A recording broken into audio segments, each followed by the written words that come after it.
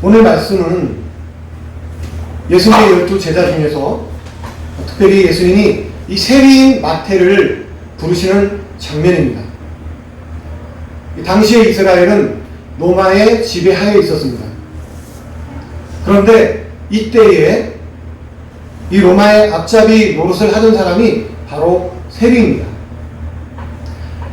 로마가 정해놓은 그 세금보다 더 많은 세금을 거두어서 그들은 자기의 사리사욕, 자기의 배를 채우기에 바빴습니다. 그런 사람들이 바로 세리입니다. 그래서 이 세리들은 당시에 반민족적이고 반도덕적이고 반윤리적인 그런 사람으로 알려져 있었고, 특히 유대인들에게 있어서는 그들이 가장 싫어하고 미워하는 경멸하는 사람들이 바로 세리였어요. 그런데 오늘 예수님은 이렇게 죄인 중에서도 가장 혐오스럽고 가장 천박한 사람으로 취급을 받았던 이 세리를 예수님의 제자로 부르시는 거예요. 왜 예수님은 그 많은 사람들 중에 특별히 이런 세리를 제자로 부르신 걸까요? 9절 말씀을 보면 이런 말씀이 있습니다. 예수께서 그곳을 떠나 지나가시다가 마태라는 사람이 세관에 앉아있는 것을 보시고 이르시되 나를 따르라 하시니 일어나 따르니라. 여기서 굉장히 중요한 단어가 하나가 있어요. 그것은 이 마태라고 하는 사람이 세관에 앉아있는 것을 보시고, 마태라는 사람이 세관에 앉아있는 것을 예수님이 보셨다라는 거예요. 보셨다, 보시고, 이 단어가 굉장히 중요합니다.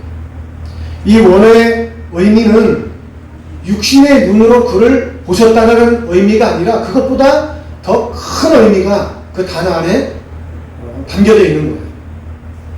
한 의과대학 교수님이 의과대의 학생들을 모아놓고 이런 이야기를 합니다. 이런 질문을 합니다. 여기에 한 부부가 있는데 남편은 매독에 걸렸고 그 아내는 심한 폐결핵에 걸린 환자입니다. 자녀를 넷을 낳았는데 첫째는 아이가 태어날 때 장님이었고, 둘째는 태어나서 얼마 되지 않아 죽었고, 셋째는 태어났는데 장님이고 벙어리였고, 넷째는 태어났는데 심한 폐결핵 환자로 태어났습니다. 그런데 문제는 이 부부가 또 5번째 아이를 임신하고 있다는 거예요. 그러면 너희는 의과 대학생들이니까 이 일을 어떻게 해결하면 좋을 것 같으냐, 이렇게 이 의과대 교수가 학생들에게 질문을 한 거예요. 그때 한 의대생이 손을 들고 이렇게 대답을 합니다. 그 아이는 바로 낙태를 시켜야 합니다. 그 이야기를 들은 의과대 교수가 이렇게 말을 합니다. 그렇다면 자네는 베토벤을 죽인 것이네. 이 이야기는 다른 사람의 이야기가 아닌 바로 베토벤의 이야기입니다. 의과대 교수가 이렇게 결론을 내립니다. 너희들이 앞으로 의사가 되어서 환자들을 바라볼 때는 의학적인 기준과 판단 그 이상을 바라볼 수 있어야 한다. 이 이야기는 오늘 이 시대를 살아가는 믿음의 사람들에게도 우리에게도 동일하게 정말 깊은 의미가 담겨져 있는 그런 말씀입니다. 의학적으로 보면 당연히 이 아이는 태어나봐야 죽을 수도 있고 분명히 불행하게 살 수밖에 없는 아이인데, 그럼에도 불구하고 어떻게 할 것인가. 당연히 낙태를 시키는 것이 마땅한 상황이지만 그럼에도 불구하고 그 이상의 것을 바라볼 수 있어야 한다.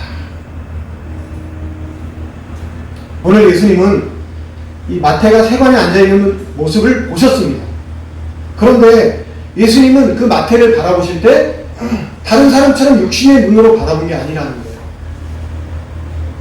그 눈에 보이는 그 모습 이외의 이면의 그 본질을, 다른 모습을 예수님은 이 마태를 보게 된 것이죠. 이 사람의 눈으로 본다면 이 세리 마태는 너무나도 혐오스러운 그런 사람이었어요. 하지만 예수님은 그 사람의 이면을 보신 거예요. 그 마음의 중심을 꿰뚫어 보신 것입니다. 그래서 오늘 예수님은 이 세리인 마태를 제자로 부르시는 거예요. 보면 뭐라고 말씀하시냐면 나를 따르라 이렇게 말씀하십니다. 우리에게도 이 예수님처럼 동일하게 사람을 바라보든 어떤 현상을 바라보든 눈에 보이는 게 다가 아니라 눈에 보이지 않는 이면의 것을 바라볼 수 있는 그 본질, 그 진짜를 볼 수 있는 그런 안목이 우리에게도 반드시 필요하다는 거예요. 우리 몸에는 여러 가지 많은 감각기관들이 있어요. 그 중에서 가장 정말 중요한 감각이 뭐냐 하면은 시각입니다. 시각.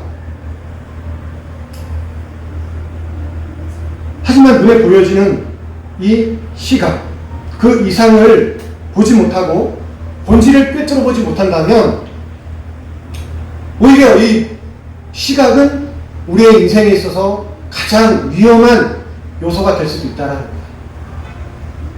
이 창세기에 보면 하와가 선악과를 바라봅니다. 선악과를 바라보면서 이렇게 고백을 해요. 먹음직도 하고 보암직도 하고 지혜로울 만큼 탐스럽기까지 한지라. 이거는요, 인간의 이 눈, 시각, 육신의 눈으로 바라본 그런 모습이에요. 그 이면의 것을, 그 이상의 것을 본질을 보지 못했기 때문이라는 거예요. 그러면 그가 바라봐야 할 것은 무엇이었는가? 바로 하나님의 말씀이었죠. 너희가 그것을 먹는 날에는 정령 죽으리라. 이 말씀을 바라볼 수 있고 그 말씀을 붙잡아야 하는데 그 말씀을, 그 본질을 붙잡지 못하고 눈에 보이는 그 시각으로 행했을 때 야단과 하와를 통해 온 인류에게 너무나도 고통스러운, 너무나도 위험한 그런 상황이 벌어지게 된 거죠. 어떻게 이렇게 할 수 있을까? 이 마태는 누구냐면 신약의 율법인 이 산상수훈을 기록한 사람이 바로 마태예요. 마태복음 5장, 6장, 7장에 산상수훈이 나오고 우리가 계속 보고 있는 8장, 9장에는 예수님이 행하신 치유의 사역과 여러 가지 기적이 나옵니다. 이런 것을 낱낱이 기록한 사람이 누구예요? 바로 이 세리 마태입니다. 이 마태는 제자로 부름을 받기 전에 예수님이 산상수훈을 전할 때 정말 한마디도 놓치지 않고 마음속 깊이 새겨 들은 사람이 마태인 거예요. 이 말씀을 들으면서 마태는 큰 마음의 울림을 얻게 됩니다. 이제까지 내가 살아오면서 사람들이 뭐라고 하든지 내가 반민족적이고 반도덕적이고 내가 반윤리적이라고 사람이 나에게 어떤 말을 하고 어떤 손가락질 할지라도 나는 돈만 많이 모으면 내 인생은 행복할 수 있어. 그게 가장 우선이야. 이렇게 생각하면 열심히 산 사람이에요. 예수님이 하시는 말씀을 그가 듣다 보니까 마음속 깊은 곳에서 무엇인가가 꿈틀대기 시작하고 마음이 요동치기 시작하더니 놀라운 변화가 일어나기 시작하는 거예요. 그 마음에서. 그렇구나.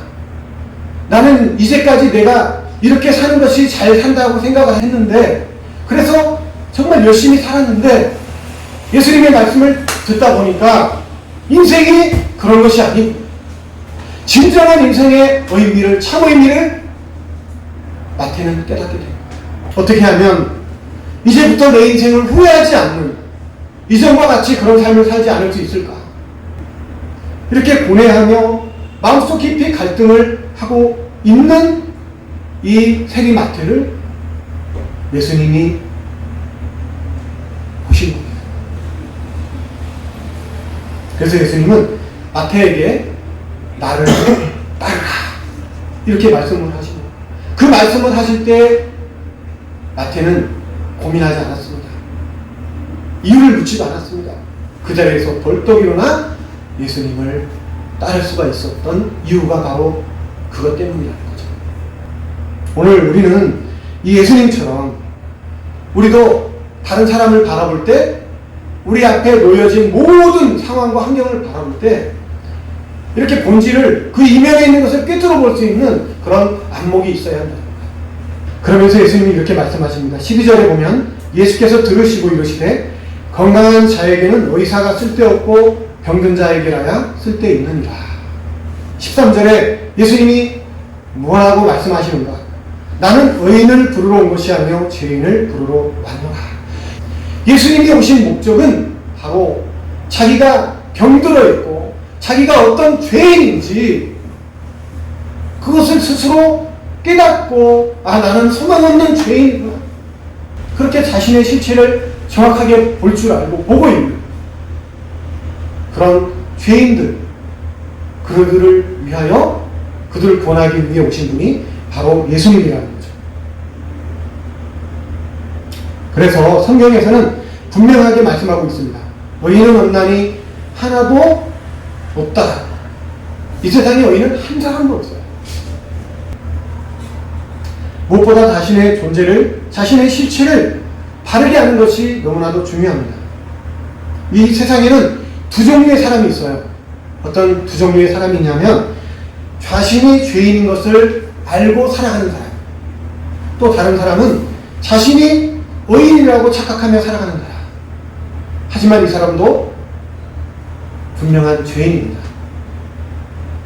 13절에 예수님이 이렇게 말씀하십니다. 너희는 가서 내가 긍휼을 원하고 제사를 원하지 아니하노라 하신 뜻이 무엇인지 배우라. 이제 결론입니다. 지금 죄인의 대명사인 세리를 대하시는 예수님의 모습이 바로 주님이 말씀하신 긍휼의 모습인 거예요. 이 긍휼의 원래 원하는 여자의 자궁이라는 그 어근에서 온 단어가 이 긍휼이에요. 그러면 자궁은 무엇인가? 이 자궁은 생명을 잉태하는 곳입니다. 그리고 이 생명을 보호하며 생명을 자라게 하는 곳이 바로 자궁이에요. 너무나 귀한 것이죠. 이렇게 무가치하고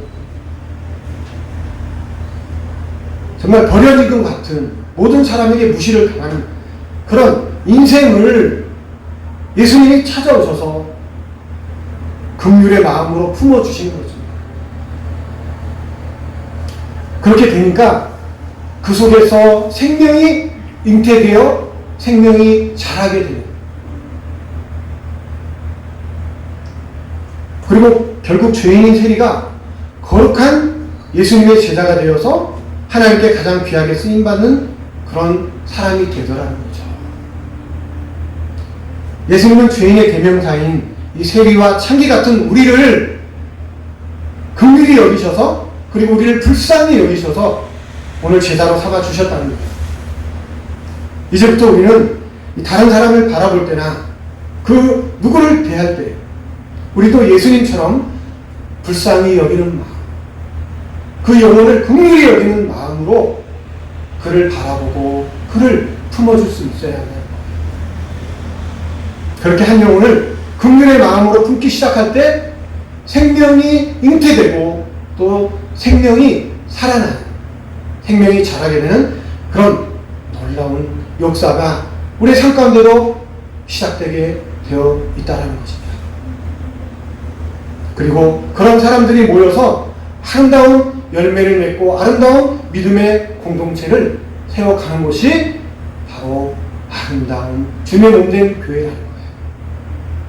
저와 우리 성도님들 오늘 이 말씀을 기억하면서 정말 아름다운 열매를 맺고 또 아름다운 몸된 교회들이 되어 하나님의 나라를 더욱 든든히 세워가는 우리 모두가 되시기를 주님의 이름으로 축복합니다.